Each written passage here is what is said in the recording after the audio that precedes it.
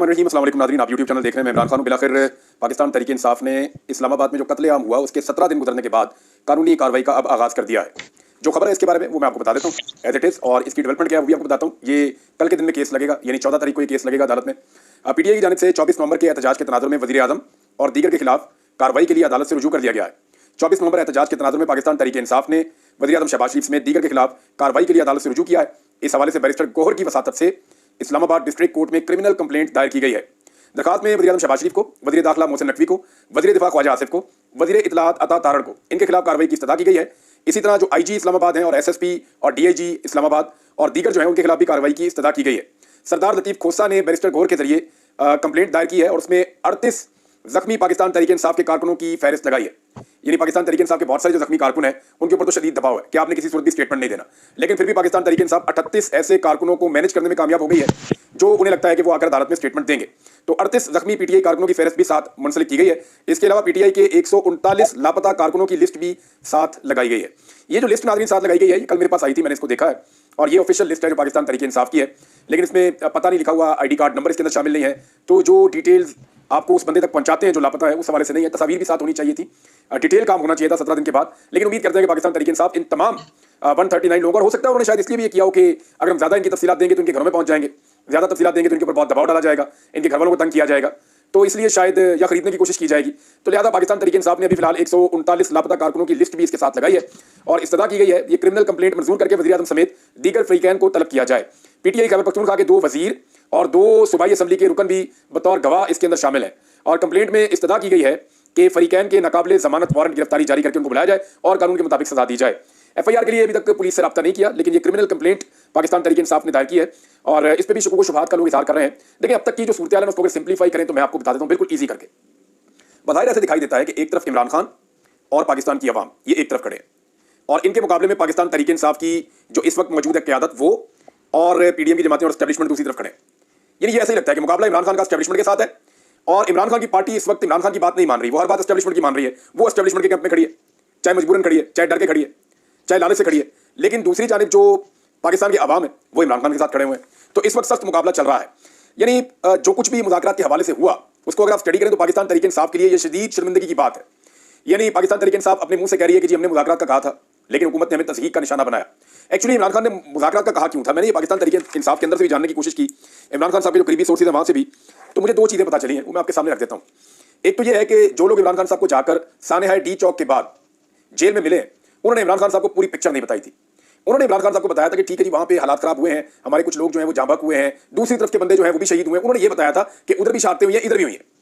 उन्होंने ये नहीं बताया कि जो रेंजर्स वाले हैं वो एक हादसे की नजर हो गए हैं, उनकी शहादतें हुई हैं लेकिन वो एक हादसा था और उसकी रिपोर्टिंग मौके पर ही हो गई थी। लेकिन इमरान खान साहब को ये तासुर दिया गया जेल के अंदर कि जैसे दोनों तरफ बड़ा शदीद टॉर्चर हुआ है और इधर भी लोग शहीद हो गए, उधर भी लोग शहीद हो गए। लेकिन साथ ये भी तासुर दिया गया कि इस वक्त बहुत दबाव है हुकूमत के ऊपर, अगर हम कोई मुज़ाकरात का दरवाजा खटखटाएंगे तो यहाँ पे हम इन मामलों में हुकूमत को दबाव में ले सकते हैं, मुज़ाकरात के जरिए से अपनी चीज़ें मनवा भी सकते हैं। और फिर इमरान खान साहब को जब आहिस्ता आहिस्ता चीज़ें पता चली तो कहानी कोई और निकली। जब उनकी फैमिली जाकर मिली उन्होंने बताया जी ये तो वन साइडेड था, लोगों को तो घेर के गोलियां मारी गई लाइटें बंद करके और अभी तक तो लाशों का ही नहीं पता किधर गई और लोगों की लाशें वापस भी नहीं की जा रही।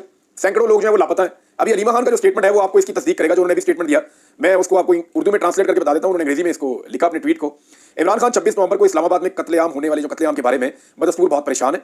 वो वाकई शोहदा के बारे में और जो सैकड़ों लापता अफराद हैं उनके बारे में और शहीदों और जख्मियों के अहलखाना को दी जाने वाली धमकियों के बारे में परेशान है।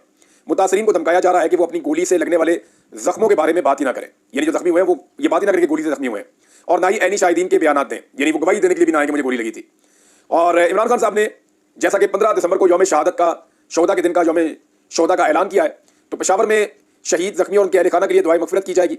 इमरान खान ने यह भी अपील की है कि पाकिस्तान के दीगर शहरों और दुनिया भर में भी दुआएं की जाएँ शोहदा के दिन के हवाले से। हम दुआ करते हैं कि लापता होने वाले कई 100 में से ज़्यादातर जिंदा मिल जाए, क्योंकि इनकी तलाश पुलिस स्टेशनों और जेलों में बदस्तूर जारी है। ये उनका स्टेटमेंट है इमरान खान साहब की बहन का, अलीमा खान साहबा का, इमरान खान साहब के हवाले से। लेकिन अब मुज़ाकरात के हवाले में बता रहा था कि इमरान खान साहब को जब उन्होंने फैसला किया कि ये तो बहुत बड़ा काम हो गया, तो उनके पास जो कार्ड मौजूद था उन्होंने कहा मैं उसको खेलता हूँ, मैं सिविल नाफरमानी के लिए जाऊँगा। अब इसके लिए बड़ा कॉन्फिडेंस चाहिए होता है, बहुत तगड़ा पॉलिटिकल लीडर हो जिसे ये पता हो कि वो अकेला ऐसा लीडर है जो ये कॉल दे सकता है। यानी सिविल नाफरमानी की कॉल पाकिस्तान में कोई भी नहीं दे सका। इमरान खान साहब खुद भी एक दफा नाकाम हुए 2014 में, लेकिन 2014 के इमरान खान में और 2024 के इमरान खान में जमीन आसमान का फर्क है। तब लोग इमरान खान को किसी और तरह जानते थे, अब लोग इसको बहुत बड़े लीडर की तरह जानते हैं और एक बहुत बड़ी रेजिलियंस की एक मिसाल के तौर पे इमरान खान साहब को अब पाकिस्तानी जानते हैं, जो हार नहीं मानता। और वो वज़ीर आज़म के तौर पे वो पाकिस्तानियों के साथ जो कर चुके हैं, जैसे उन्होंने कोविड को निपटाया, जैसे उन्होंने मुश्किल हालात में पाकिस्तान को निकाला, जैसे आलमी सतह के ऊपर उन्होंने इस्लामोफोबिया और नबी अकरम सल्लल्लाहु अलैहि वसल्लम की नामूस के लिए आवाज उठाई। तो अब इमरान खान साहब का कैरेक्टर कुछ और है लोगों की नजरों में, और जिस तरह ओवरसीज पाकिस्तानी उनके साथ जुड़े हैं या पाकिस्तान के अंदर लोगों की बड़ी तादाद उनके साथ खड़ी है, तो इमरान खान ही वो वाहिद लीडर है जो ये कॉल दे सकते हैं। तो उन्होंने अपने आखिरी पत्ते के तौर पर इसको रखा हुआ था, लेकिन जब उन्हें हकायक पता चले तो उन्होंने फिर फाइनली मजबूर होकर ये कॉल दी कि हमें दीवार के साथ लगाया जा रहा है, हमारे पास अब कोई रास्ता नहीं है, तो हम देने जा रहे हैं जी सिविल नाफरमानी की कॉल। अब सिविल नाफरमानी की कॉल है, लेकिन इमरान खान साहब ने हिफ्ज़े मा तकद्दुम, ये लफ्ज आपने याद रखना है, या जिसे कहते हैं हुज्जत तमाम करना।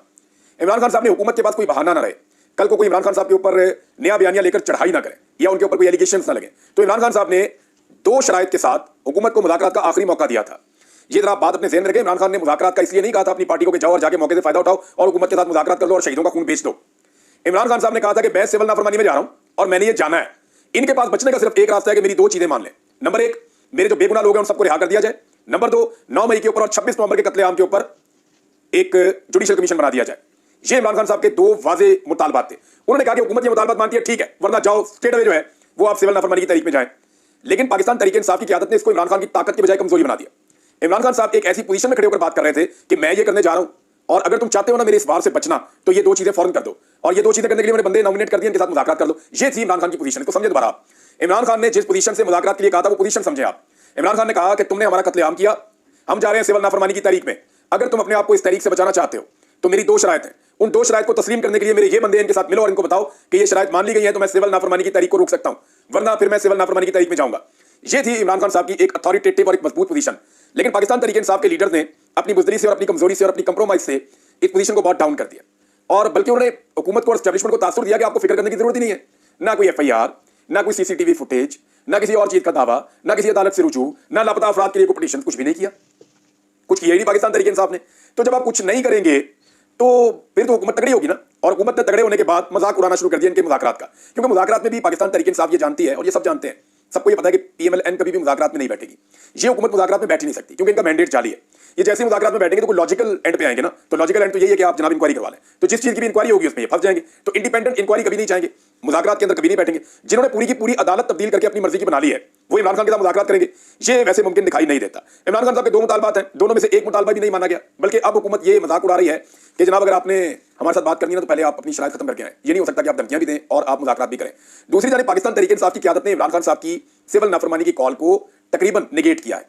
यानी जो इमरान खान साहब ने कहा कि मैं ये करने जा रहा हूं, बजाय इसके कि पाकिस्तान तहरीक इंसाफ इमरान खान साहब के बयानिए को लेकर चढ़ती, पाकिस्तान तहरीक इंसाफ की क़यादत की अक्सरियत ने सिविल नाफरमानी की तहरीक के ऊपर इमरान खान साहब के बयानिए को ऐसा लगता है पसंद भी नहीं किया, प्रमोट भी नहीं किया, इसके ऊपर बात भी नहीं की, इसके ऊपर एक कदम भी वो आगे नहीं बढ़े। क्योंकि ये सारे लोग बाहर हैं, ये इमरान खान साहब के हिस्से के वोट लेकर आगे असेंबली में बैठ गए। ऐसे खंबे जिन्हें 2000 वोट भी नहीं मिल सकता था, वो इमरान खान साहब के नाम के ऊपर 1-1 लाख वोट लेकर असेंबलियों में आकर बैठ गए और उनकी मौजें लगी हुई हैं। किसी को कोई पार्लियामेंट्री सेक्रेटरी किसी होते पे चला गया, कोई कहीं चला गया, कोई कहीं चला गया, कोई इस कमेटी में बैठ गया, कोई कामा कमेटी में बैठ गया, तो हर एक को कुछ ना कुछ मिल गया है और सबकी कोई ना कोई पोजीशन बन गई है। खैबर पख्तूनख्वा में हुकूमत है, बहुत सारे लोग वहां पे एडजस्ट हो गए हैं, लिहाजा वो सारे ये सोच रहे हैं कि हम ज्यादा दुश्मनी क्यों लें। तो जितने लोग निजाम के बेनिफिशियरी हैं वो तमाम लोग इमरान खान साहब की कॉल को संजीदा नहीं ले रहे। जब अपनी पार्टी नहीं ले रही तो फिर इमरान खान साहब के मुखालिफिन क्यों संजीदा लेंगे। ये हुकूमत को दबाव में लेने का इमरान खान का तरीका था, लेकिन उल्टा पाकिस्तान तहरीक इंसाफ खुद दबाव में आ गई है और ये बात बिल्कुल ठीक है, आप इससे भाग नहीं सकते। महमूद खान अचकज़ई साहब का भी बयान आया कि जो हुकूमत टॉर्चर करती है, जो हमला करती है एहतजाज करने वालों के ऊपर, उनके साथ क्यों मुज़ाकरात आप करते हैं और आप कैसे उनके साथ मुज़ाकरात कर सकते हैं, ये उनका एतराज़ है। और पाकिस्तान तहरीक इंसाफ अब खुद कह रही है, देखें अब मुज़ाकरात शुरू हो जाए तो सिविल नाफरमानी की कॉल वापस ले सकते हैं बैरिस्टर अली ज़फ़र। इमरान खान ने तो ऐसी कोई बात नहीं की थी। इमरान खान ने तो कहा था कि मेरे मुतालबा तस्लीम कर लें फिर हम ये कॉल वापस ले लेंगे। अब वो कह रहे हैं मुज़ाकरात शुरू करते हैं, सिर्फ हमारे साथ बैठ जाएं, अब हम ये वापस ले लेंगे कॉल। ये जनाब इस लेवल पे आ गए। फिर हुकूमत से मुज़ाकरात तभी होंगे जब वो राजी होगी, ये असद कैसर साहब का स्टेटमेंट है। हुकूमत से अभी मुज़ाकरात नहीं हुए, ये उमर अयूब साहब का स्टेटमेंट है। माइनस इमरान खान मुज़ाकरात नहीं होंगे, गाइडलाइन इमरान खान ही देंगे, ये हामिद रज़ा साहब का स्टेटमेंट है।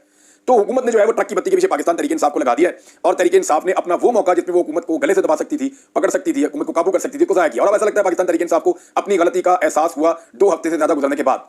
उन्हें अब आइडिया हो गया कि उन्हें कानूनी कार्रवाई करनी चाहिए थी, उन्हें कानून के मुताबिक तमाम चीज़ों को चलाना चाहिए था, चाहे उसका नतीजा कुछ भी होता, चाहे बाद में मामला तय हो जाते या ना होते, जैसे भी होता, लेकिन फौरी तौर पे कानूनी दरवाजा खटखटाना चाहिए था। ये ना करके पाकिस्तान तहरीक इंसाफ ने अपने पांव पर कुल्हाड़ा मारा है। हमेशा हुकूमत के बाद एक मौक़िफ़ मौजूद रहेगा कि पाकिस्तान तहरीक इंसाफ की क़यादत असेंबलियों में भी आ रही थी, सेनेट में भी आ रही थी, अदालतों में भी आ रही थी और सारे काम कर रही थी, लेकिन कार्रवाई नहीं कर रही थी, इंसाफ का दरवाजा नहीं खटखटा रही थी, FIR नहीं लिख रही थी। ये सारी चीजें क्यों नहीं कर रही थी? ये बदनीयती के साथ हुआ है, ये जेल में बैठ के मनसूबा बनाया हुकूमत को फंसाने के लिए, अब ये ऐसे करेंगे। उल्टा इमरान खान साहब और उनकी अहलिया के ऊपर मुकदमा दर्ज कर दिया गया। ये रेंजर्स के जो अहलकारों की शहादतें हुई हैं उस हवाले से इमरान खान साहब के ऊपर और उनकी अहलिया के ऊपर एक और मुकदमा भी दर्ज कर दिया गया है। अब रेंजर्स की जो शहादतें हुई हैं एक इंतहाई अफसोसनाक वाकया था, लेकिन इसके बारे में पूरा पाकिस्तान जानता है। जो वहाँ पे रिपोर्ट हुआ, जो ऐनी शाहिदीन है वो बता चुके हैं कि वो किन हालात के अंदर कैसे हादसे का शिकार हुए हैं वो शहीद, लेकिन वो इमरान खान पे और बुशरा बीबी पे डालना, ये चीज़ अभी भी समझ से बाहर है। अच्छा जी, इसमें असद कैसर साहब ने एक स्टेटमेंट दिया है। उन्होंने कहा कि हम इंटरनेशनल कोर्ट ऑफ जस्टिस में भी जा सकते हैं इन मामलों को लेकर। पाकिस्तान की अदालतों में तो अभी तक आपने दरवाजा खटखटाया नहीं। आपके लगभग 150 बंदे आपकी अपनी लिस्ट के मुताबिक लापता हैं। आपने अदालतों में दरवाजा नहीं खटखटाया। आप इंटरनेशनल कोर्ट ऑफ जस्टिस में कैसे जाएंगे? वैसे आलमी सतह पे ओवरसीज पाकिस्तानियों की ये ड्यूटी लगाई है तो वो ये कर सकते हैं, क्योंकि उन्होंने बहुत बड़े बड़े एहतजाज किए हैं। और अभी जो सबसे बड़ा एहतजाज प्लान किया जा रहा है, वैसे हैरानकुन हद तक स्पेन के शहरियों ने एहतजाज किए हैं, बहुत बड़े बड़े। लेकिन जो 10 डाउनिंग स्ट्रीट का एहतजाज है वो हुकूमत के लिए बहुत बड़ा दर्द सर होता है। हुकूमत उससे बहुत परेशान होती है, हुकूमती ऐवानों में कलबली मचती है। और 10 डाउनिंग स्ट्रीट के बाहर 15 दिसंबर को पाकिस्तान तहरीक इंसाफ ने ओवरसीज पाकिस्तानियों ने इस्लामाबाद में होने वाले कत्लेआम के खिलाफ एक बड़े एहतजाज का ऐलान कर दिया है। यहाँ एक बड़ा तगड़ा एहतजाज होगा और उसके लिए जो है ओवरसीज पाकिस्तानी अभी से तैयारियां कर रहे हैं। शदीद सर्दी है वहाँ पे, लेकिन इसके बावजूद लोग जो हैं वो एहतजाज करेंगे पाकिस्तानियों के हक में, जिनको घेर कर लाइटें बंद करके रात के अंधेरे में अंधाधुंध फायरिंग करके कत्लेआम किया गया है, उनके बारे में जो है वो अब वहाँ पे एहतजाज होगा। अमेरिका में हुकूमत ने बड़ी कोशिश शुरू की है जनाब, और अमेरिका में हुकूमत की दाल गल नहीं रही। लेकिन हुकूमत का ये उनकी पूरा जोर है इस बात के ऊपर कि कुछ ना कुछ करके डोनाल्ड ट्रंप के इक़्तिदार में आने से पहले आने वाली एडमिनिस्ट्रेशन को काबू किया जाए, या उनके अंदर ऐसे ताल्लुकात बना लिए जाए, या कुछ ऐसा कर दिया जाए कि डोनाल्ड ट्रंप के गज़ब से हमारी जान छूट जाए। जैसी सपोर्ट हमें मिल रही थी जो बाइडन के दौर में, वैसी ही सपोर्ट या उससे मिलती जुलती सपोर्ट डोनाल्ड ट्रंप के दौर में भी मिलती रहे। अब उसके लिए हुकूमत जो है वो दिन रात कोशिश कर रही है, जोर लगा रही है, लेकिन हुकूमत का काम नहीं बन रहा। ओवरसीज पाकिस्तानियों की अक्सरियत जो है वो इमरान खान के साथ खड़ी है, उनके बयानिया के साथ खड़ी है। चाहे वो लोग ट्रंप को मिले, चाहे वो लोग रिपब्लिकन्स को मिले, चाहे वो लोग जाके डेमोक्रेट्स को मिले, वो जिनको भी मिलते हैं जाकर उन्हें एक ही बात करते हैं कि पाकिस्तान में जुल्म और ज्यादती के खिलाफ आप आवाज उठाएं। ह्यूमन राइट्स की वायलेशन पाकिस्तान में हो रही है, और पाकिस्तान के अंदर इमरान खान के साथ जो जुल्म और बर्बरियत हो रही है वो भी बताते हैं। और अब तो डी चौक का जो सान्या है उसके बारे में भी सब कुछ आगाह किया जाता है। हुकूमत ने बहुत पैसा खर्च किया था और लॉबिंग के लिए बंदे हायर किए थे, फर्म हायर की थी, लेकिन उन्होंने भी हाथ खड़े कर दिए हैं। देखिए, किसी भी मुल्क में अगर आपने लॉबिंग करनी है तो आपको उस मुल्क के बाशिंदे चाहिए होते हैं। ये नहीं हो सकता कि वहाँ पे 4, 5, 6 अंग्रेज उठ के लॉबिंग शुरू कर दें पाकिस्तान में हुकूमत के बारे में, तो वो लॉबिंग कामयाब नहीं होती जब तक कि उनको लोकल सपोर्ट नहीं होती। लोकल्स की सपोर्ट का मतलब यह है कि जो ओवरसीज पाकिस्तानी वहाँ रहते हैं उनके कुछ ऐसे ग्रुप्स हों जिनके फिर वो प्रोग्राम्स करवाते हैं, जिनकी वो मुलाकातें करवाते हैं, उनके फेसेस दिखाते हैं, बताते हैं इनके मुल्क में क्या हो रहा है, तो उन्हें लोकल्स की सपोर्ट बिल्कुल मैसर आई ही नहीं। बड़ी कोशिश की है। सबसे ज्यादा जिस बंदे के लिए चैलेंज बना हुआ है वो रिजवान सईद शेख है। ये वहाँ पे सफीर है पाकिस्तान का। ये दिन रात कोशिश कर रहा है, ओवरसीज पाकिस्तानियों से लगातार राब्ते कर रहा है। कभी डॉक्टरों की तंजीम से राब्ते करता है, कभी पाकिस्तान तहरीक इंसाफ के अहदेदारों से राब्ते करता है। हर एक का मिन्नत और तरला करके इस आदमी ने देख लिया। इतनी मुश्किल नौकरी किसी की नहीं थी जितनी इस आदमी की नौकरी मुश्किल बनी हुई है अमेरिकन सफीर के तौर पर। ये पूरा जोर लगा रहा है कि कुछ करके कुछ छोटा सा जत्था ही बन जाए जो पाकिस्तान तहरीक इंसाफ को या ओवरसीज पाकिस्तानियों को टैकल करे, और वहां पे कोई लॉबिंग का एक दूसरा ग्रुप बन जाए। लेकिन ग्रुप नहीं बन रहा, इक्का दुक्का बंदे, कभी यहां से तोड़ कभी वहां से तोड़। तो इस तरह का काम तो किया जाता है, टांगे की सवारियां तो हैं, लेकिन जो बहुत बड़ी तादाद में ओवरसीज है, लाखों की तादाद में, जो वेस्टर्न कंट्रीज की मैं बात कर रहा हूं, वो पूरी तरह से इमरान खान और इमरान खान के बयानिए के साथ इस वक्त तक खड़े हैं। नाज़रीन, एक और बड़ी खबर है, और ये बहुत बड़ी खबर है। ये खबर है फौजी अदालतों के हवाले से। फौजी अदालतों के हवाले से आपको पता है केस चल रहा था सुप्रीम कोर्ट ऑफ पाकिस्तान में, वो केस चला गया आईनी बेंच के सामने। अब आईनी बेंच ने जो फैसला देना था उसका आइडिया तो हम सबको था, हमें आइडिया था कि आईनी बेंच जो है अगर उसके अंदर ये मामला गया है तो फिर फौजी अदालतें ही फैसले सुनाएंगी सिविलियंस के, और यही हुआ। सुप्रीम कोर्ट के आईनी बेंच ने फौजी अदालतों को 9 मई के वाकयात में मुलव्वस 85 मुल्जिमान के फैसले सुनाने की इजाजत देते हुए करार दिया है कि फौजी अदालतों के फैसले सुप्रीम कोर्ट में जेर इल्तवा मुकदमे के फैसले से मशरूत होंगे। यानी आपको फैसले सुना सकते हैं। यानी उन्होंने इजाजत दे दी कि फौजी अदालतें सिविलियंस का ट्रायल कर सकती हैं अभी, और वो फैसले भी सुना सकती हैं। उन्होंने कहा जिन मुल्जिमान को रियायत मिल सकती है उन्हें रिहा कर दिया जाए, और जिन मुल्जिमान को रिहा नहीं किया जा सकता उन्हें सजा सुनाने पर जो नॉर्मल जेलें उनके अंदर मुंतकिल कर दिया जाए। चलें, कम से कम उनकी फैमिलीज को, उनके रिश्तेदारों को, उनके घर वालों को सुकून का सांस तो आएगा कि वो मिलिट्री की तहवील से निकलकर आम इंसानों की जेलों में आ जाएंगे, और वहां पे आने के बाद उनकी मुलाकातें भी आसान हो जाएंगी, बाकी चीजें भी, उनकी जिंदगी भी थोड़ी आसान हो जाएगी। तो ऐसे में जो है वो माँ बाप को, फैमिलीज को जरा थोड़ा सा सुकून हो जाएगा। और बहुत सारे लोगों की सजाएं ऐसी हैं, कुछ छोटी सजाएं, वो जैसी सजा होगी उनकी पूरी हो गई है, 14, 15, 16 महीनों से तो जेल में, तो वो लोग तो वैसे ही आजाद हो जाएंगे। 1.5 साल तो उनको होने वाला है।